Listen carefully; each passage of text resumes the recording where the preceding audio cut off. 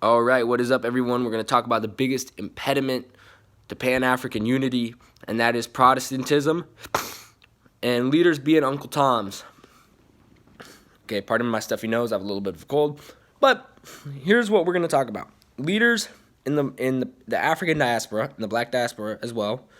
A lot of them that are Protestant have a tendency to be Uncle Toms, and here's what I'm talking about.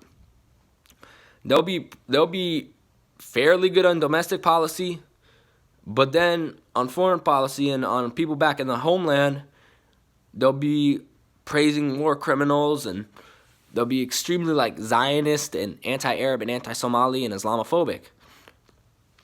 And it's something that I've noticed a lot with the Black misleadership class, especially with Black Protestants and Protestants of African descent. That's about 95% of them.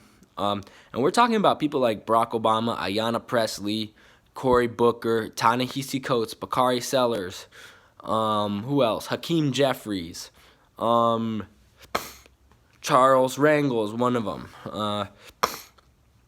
Bayard Rustin, if we want to go back and talk historically. People like that. Or Kevin Gates here locally. And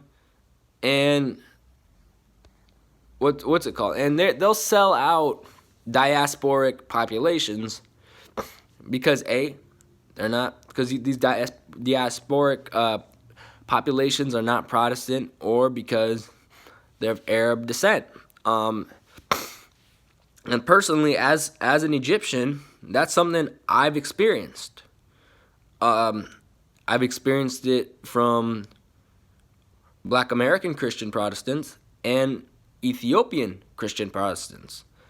And we can't have that. We can't have that. And Protestantism is not compatible with liberation. Now, there might be some exceptions to this rule. Martin Luther King is an obvious exception to this rule with his opposition to U.S. imperialism.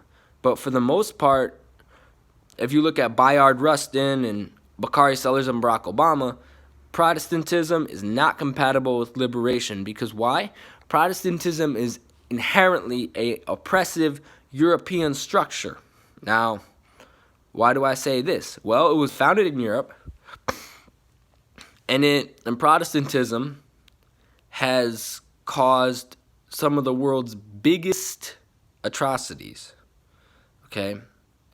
Protestantism, like if you look at England, and all the countries they colonized my country. They colonized Egypt. They colonized Sudan. They colonized Eritrea for a while. Nigeria. Gambia, Ghana, right? They colonized India. They tried to colonize Afghanistan, Iraq, Palestine, Jordan, Yemen, Kuwait. You know what I'm saying? So, what I'm saying here is, Protestantism has been used to justify colonialism since the start of time. Also, Protestantism historically has been a religion of oppression. What religion were many slave owners in the United States? Protestant. And many of the original, like the first Muslims here in America, were slaves from Gambia.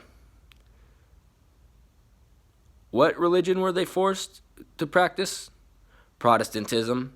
And this is why Protestantism is not compatible with liberation. Now, there's a second group of people I want to talk about. It's the academia class, the academic class of the Egyptian community. And it's kind of related to the first group, as there is some interaction between Egyptian American academics and the Black Protestant Uncle Toms. But a lot of these Egyptian American academics, they'll sell out, and civic leaders too. Egyptian American civic leaders are guilty of this too. They'll sell out the entire community and praise war criminals as well.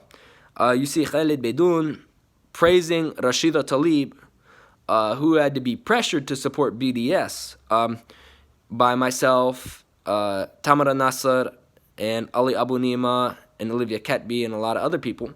And then you see him praising Abdul El-Sayed, who praised Bill Clinton, who's a war criminal. And you see that the Egyptian, the Bush, and then you have Huda Qutb and a bunch of other people in that are wealthier Egyptian Americans, and you see that they don't care about people back in the motherland, you know? They're just celebrities. They're celebrities, or they're involved in academia, or they're civic leaders, and they don't care about ordinary people. And a lot of times they're collaborating with the misleadership class, the Uncle Toms, you know? Or they'll be endorsed by them. And both of these groups, the misleadership class and the black Uncle Toms, the misleadership class, was predominantly Protestant, about 95%. Who else? And the Egyptian American civic leaders and academics. You know who both of them are co-opted by? The Democratic Party. And I know a lot of people don't want me to say this, but, you know, the Democratic Party is a capitalist, Zionist war party. They're inherently beholden to J Street. And you see a lot of collusion between the Democrats, the deep state, and the Zionist lobby. Why? Because they're inherently capitalist, they're inherently sellouts, and they're inherently Uncle Toms.